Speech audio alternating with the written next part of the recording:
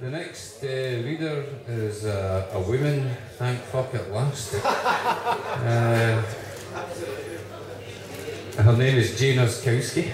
I've never met her and I've never heard her work, and so we'll all trust in the good Lord, who's actually up there eating a wee bit of dinner now, that she will be magnificent. So welcome, Jane. Come on down.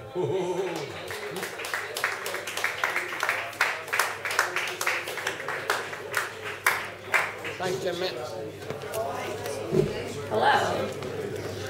I want to tell you about the man standing on the third floor fire escape, staring through his round-rimmed glasses, through the window in at me. I am waiting for him to jump. What will his body look like after sliding through 2 floors of empty air? Will they bury it or burn it? His cousins driving all night from Utah to watch it happen, then all night home again to tell their families it was real. Or will he lie, sexy and limp with his arms outstretched, still alive but like a just crucified version of himself? Or, more awful still, will he walk away unscathed, leaving me as the only witness to his misery? This abyss is too easily discussed, to weep about the watery oatmeal our mothers made when we were children, to speak so earnestly about the holes in our socks and the wasted way we tie our shoes each day. We know we are not as deranged as we think we are. We are not gods and we are not humans. Our sadness is artificial, but it is beautiful. It is bits of broken mirror and spoons bent sideways using just our minds. We are not horses and we are not heroes. Our hair grows 0.3 millimeters per day, and still they say we are dead inside. So that poem is called Fire Escape. The next one is Alarm. It's based on, I once broke my alarm clock using my mind. No one believes me, but it's true. So this poem is kind of based on that. It's called Alarm. The radio on your alarm switches on at 3 a.m., unbeckoned. The voice of a nighttime preacher speaking forgiveness onto dead waves. It begins in your dreams, and only later do you realize that his voice is not water spilling from a crack in a brick wall. You bring your fingers to your face, listening to the voice which is not fire, telling you you are loved by an empty sky. He says it with such conviction to this all-night radio audience. Drunks, insomniacs, suicides, and 100 million variations on the 3. Promises spilling through static, the way sadness slowly slides from a broken heart. You are aware of how it will sound in the morning when you tell your coworkers how you became a Christian, how you must pray and be good, how those unwanted answers arrived, feeling so solid against the black backdrop of your midnight bedroom. But that comes later. Now you are sitting up. You are pulling the blankets from your bed, the clothes from your body. You will wash away your sins in your apartment complex swimming pool closed for fall. Your brain is chandelier glass, with that nighttime preacher's words still whispering in the background, made of light. So this next one is called Over. I'm kind of going through a quarter life crisis at the moment. Quarter. It's a thing. I made it up. So yeah, this is kind of dedicated to being, I guess, the end of my early 20s and not knowing what is happening and what I'm doing. So yes, it's called Over. Last night, we all walked home without our shoes on. It was raining and someone started crying. And suddenly, we were all crying, holding our shoes and crying in this rain the color of metal. Why are we crying, someone asked. I didn't know his name. We want to be beautiful, someone else said. I did know her name, but I forget it now. Hungover, I lie on the couch, holding the box with the ibuprofen in it. I hold it with my eyes closed, feeling the braille on the box and listening to the Bob Marley the neighbors are blasting through the walls. I am like a lion in Zion, and they're playing it so loud that they must be playing it just for me. Yesterday, I drank coffee until my hands shook, and I felt my heart was a foreign object beating out of time. I could feel the blood in my veins and rivers under my skin, rushing and rushing and rushing because I wanted to feel something or to not feel something. I wasn't sure which. until I was afraid of my own heart. I was afraid that it would beat right out of my chest and leave a bruise on the inside of my ribs. When I was younger, I'd put on a long-sleeve t-shirt and get my brothers to tie the sleeves behind my back like a straitjacket. I'd run around the house pretending I was insane, and I sometimes wonder how that affected me, if that had anything to do with who I am and my current interest in late 18th century literature and philosophy.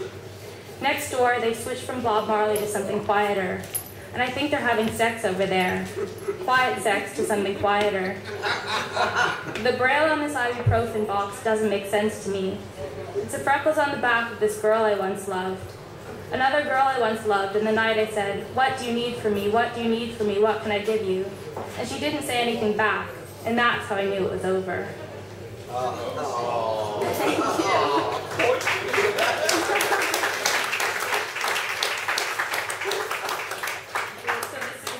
It's kind of a change of pace here. It's called The Man with the Butterfly Heart. His heart was a butterfly. That isn't a metaphor. The butterfly wings flapping made the blood go round.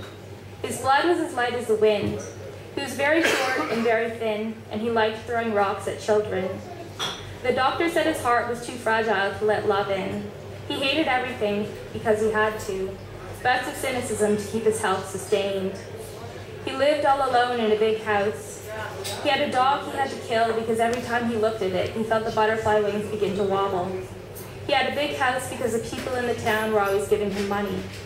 Medically forbidden to love, they thought. That made them love him even more. Plus, his blood was as light as the wind, and on blustery days, before a storm, he'd tie himself to a string and sail above the town as a human kite. Everyone liked that a lot. He became the town mascot. They made a museum about him with his dead dog and a few of the rocks he'd thrown at the kids. The more the town loved him, the more the man had to push them away.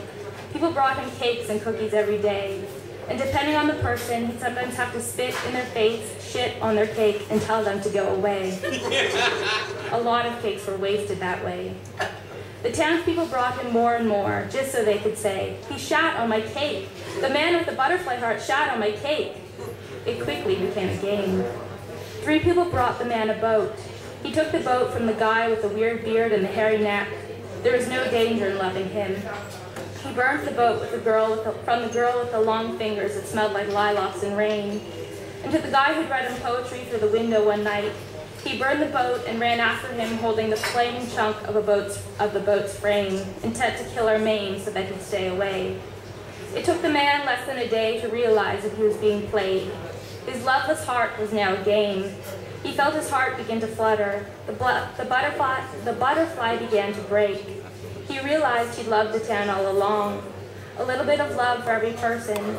Not enough to make a difference one by one. But now the whole town had turned away. The man with the butterfly heart died that day. His heart in little bits now sits in his museum beside the dog. And there's a little metal plaque beside his grave. We loved this man, but not enough, is all that the town needed to say. Thank you.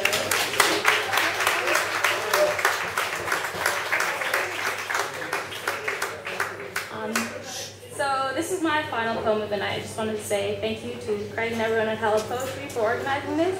Thank you all for coming out, watching, being a great audience. So this poem He's is the only one that's come out today. What about Derek?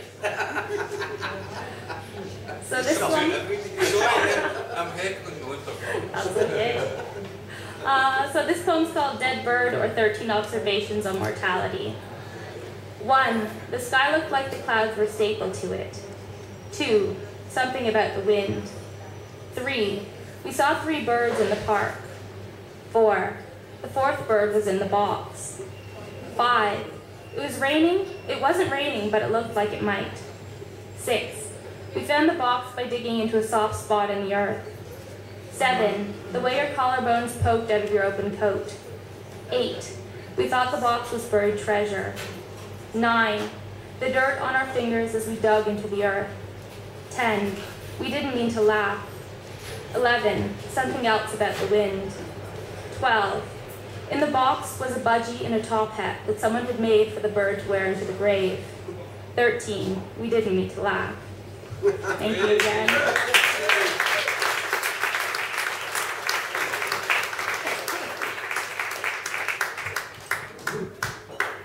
Thanks very much, Jane. Give us another round of applause for Jane. Come on. Whoa. Enjoy.